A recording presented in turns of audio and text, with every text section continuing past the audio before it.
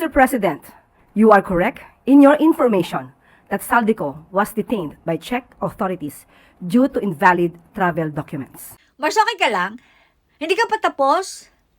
Hanggang ngayon nagpapaliwanag ka pa rin.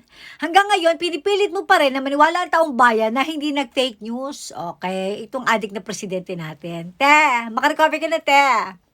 Kami nga natanggap na namin na sinungaling ka na fake news peddler ka kasi ikaw yan.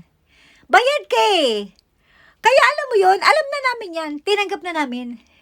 Ikaw na lang ang hindi pa makatanggap. Alam ng mga Pilipino kung gaano kakawalang hiyang babae ka. Ito yung sinasabi natin na yung ginawa mo, ikaw din magdadala. Kita mo hindi ka mapakali. Araw-araw na lang yata pinapatunayan mo na hindi nagsinungaling. Itong si Bangag. Mr. President, you are correct. You are correct. O sige na. Pero putang ina, di ba? Naalala ko nung nagkaroon ka ng piece of briefing, may ring light ka pa nga eh. Ang liwaliwanag eh, parang akala ko nga final wake mo na dahil yung ilaw talagang bonggang-bongga. Di ba? Naalala mo, sinabi mo, nahuli na po si Saldico.